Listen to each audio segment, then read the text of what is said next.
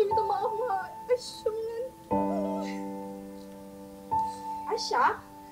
Kau kenapa buat Mak macam ni, Aisyah? Kenapa kau buat dengan siapa ni? Kau berani macam tu, Aisyah? Mak!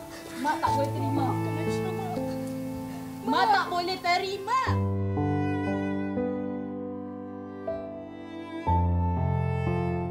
Kenapa anak aku buat aku macam ni? Salah ke aku ajar dia selama ni?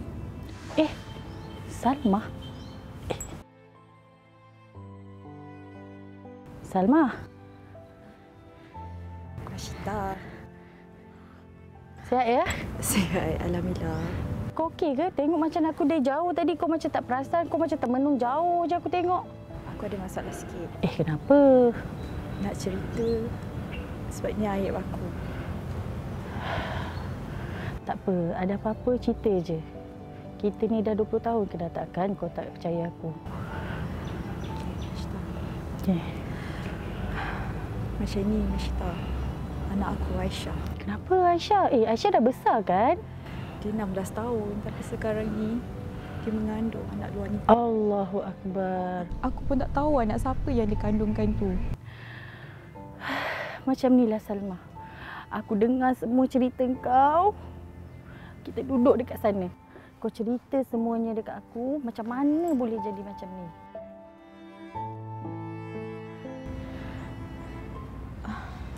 Tapi itulah, ada ke jalan untuk aku semua ni? Ada.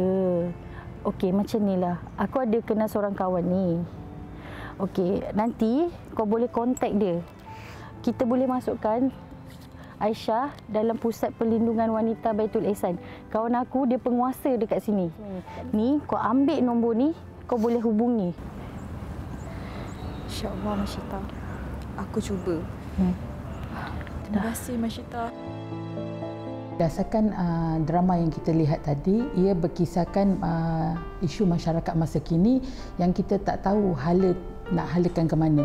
So, MAIS melalui Pusat Perlindungan Wanita Baitul Ihsan, objektif utama pertama adalah beroperasi sebagai pusat perlindungan diluluskan dan rumah diluluskan di bawah Seksyen 53 dan 54 Enactment Jenayah Syariah Selangor 1995. Selain itu, fungsi utama MAIS adalah membuat pemulihan, rawatan dan bimbingan kaunseling kepada golongan wanita dan gadis yang terlibat dengan gejala sosial dan akidah.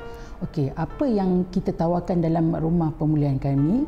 Pertama sekali, kita ada program pemantapan kerohanian dan sasiah. Dia lebih kepada kelas-kelas fardhu ain, kelas-kelas pengajian Quran. Selain itu, kita ada program-program kelas-kelas kemahiran, lebih kepada kemahiran kraft tangan, jahitan dan masakan. Dan selain itu, kita ada sesi bimbingan dan kaunseling yang diuruskan oleh kaunselor MAIS yang berdaftar, lebih kepada sesi kaunseling secara individu dan berkumpulan.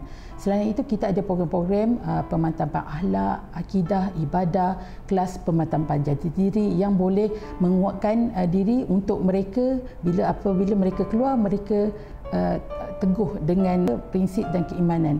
Untuk masuk ke dalam Baitul Ihsan ni, kita ada dua kategori. Pertama, kategori sukarela dan perintah mahkamah. Syarat-syarat kemasukan sukarela, pertama, warga negara Malaysia, beragama Islam, berumur 13 tahun ke atas, pemohon ataupun ibu ataupun ayah lahir di negeri Selangor ataupun kes tu berlaku di negeri Selangor. So, pemohon tersebut juga perlu membuat laporan polis ataupun akuan sumpah dengan rela hati tanpa ada paksaan mana-mana pihak. Dan selain itu, pemohon tidak ada sejarah psikiatrik ataupun masalah mental dan tiada masalah sakit berjangkit. Fasilitis yang kita ada di Baitul Ihsan lebih kepada 9 buah asrama, ada taska, kita ada gym dan Dewan Terbuka untuk program-program berskala besar. Sebarang pertanyaan dan maklumat lanjut berkaitan Pusat Perlindungan Wanita Baitul Ihsan boleh melayari di website MAIS di www.mais.gov.my. MAIS sedia membantu anda.